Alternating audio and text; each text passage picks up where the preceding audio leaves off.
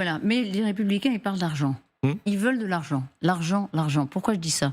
Parce que peut-être que Volodymyr Zelensky pourrait brandir un argument qu'il avait d'ailleurs déjà invoqué sur Fox News le 21 novembre. Écoutez, ou plutôt regardez.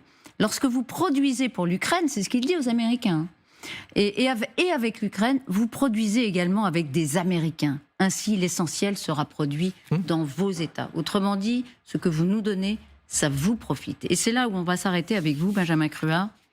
En effet, vous avez regardé les enquêtes. Eh bien, le soutien à l'Ukraine, il profite aux Américains. Oui, je vous emmène à Camden. Alors, Camden, je ne sais pas si vous connaissez, c'est une petite ville, on est dans le sud de l'Arkansas. Il n'y a pas grand-chose autour, j'ai regardé.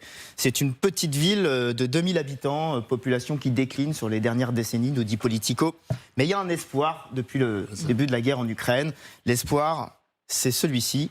Ce sont les fameux HIMARS qui sont devenus incontournables sur le front ukrainien, encore sur ces images des derniers jours. Évidemment, le HIMARS est fabriqué où? Il est fabriqué dans l'usine Lockheed Martin de Camden. Vous voyez les images et les objectifs sont déjà annoncés. On va multiplier la production par 2 d'ici 2025. Vous allez sur le site de l'usine, les offres d'emploi se comptent par dizaines et des emplois qualifiés, ingénieurs de fabrication seniors. Et toute la région s'en trouve même à s'en féliciter. La Chambre du commerce de l'Arkansas dit la chose la plus cool jamais fabriquée dans l'Arkansas, c'est le HIMARS. Ou comment, en fait, on essaye de capitaliser sur l'aide à l'Ukraine dans la communication carrément de l'État de l'Arkansas. Je peux aussi vous emmener du côté de Mesquite. Mesquite, c'est la banlieue de Dallas. Alors là, c'est encore mieux. C'est une usine qui est en train de sortir de terre. General Dynamics, ils vont produire des obus de 155 mm.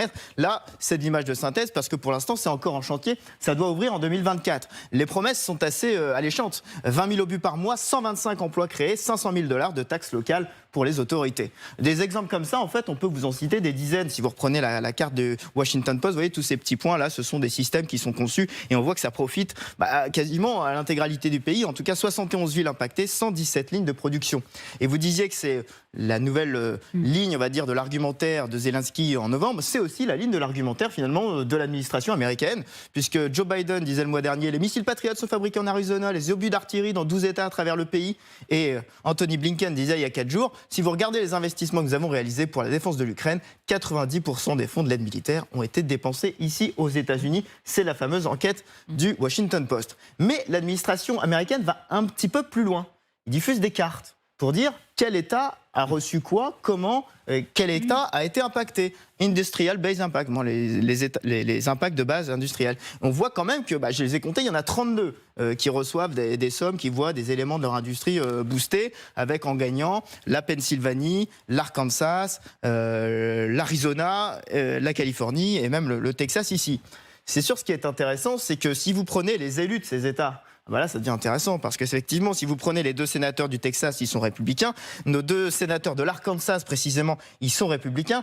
Alors, est-ce que ça va marcher en les mettant face au fait accompli, finalement, de l'économie de leur État? En tout cas, ça ne va pas marcher pour tous. Je reprends J.D. Vance, dont vous parliez il y a quelques instants. J.D. Vance, c'est l'Ohio. L'Ohio, 729 millions quand même. Donc, c'est l'un des États qui profite finalement, l'un des plus, en tout cas dans le top 10 de ceux qui profitent le plus. Quand vous lui dites ça, il dit fabriquer des armes dans l'Ohio, c'est bien. Mais vous savez ce qui est mieux? Les utiliser pour notre défense et non les envoyer à un pays corrompu d'Europe de l'Est. Donc l'argumentaire ne marchera en tout cas pas visiblement sur les plus radicaux. Et je nuance l'argumentaire avec un autre élément. C'est cette enquête d'NBC News qui dit les milliards de dépenses, c'est bien, mais ça met du temps à se concrétiser. Il faut relancer des lignes de production qui ont été mises en veilleuse. On peut penser aux missiles Stinger, ils n'en avaient pas produit depuis 2005, les Américains. Et puis, il faut trouver les salariés qualifiés. Et là, je reviens à mon exemple de Camden. Le problème, c'est qu'il faut convaincre aujourd'hui des ingénieurs, des assembleurs seniors d'aller habiter à Camden, au fin fond de l'Arkansas. Vous voyez qu'entre les investissements chiffrés puis la réalité du détail, il y a aussi parfois un petit écart. Ah oui, merci beaucoup Benjamin.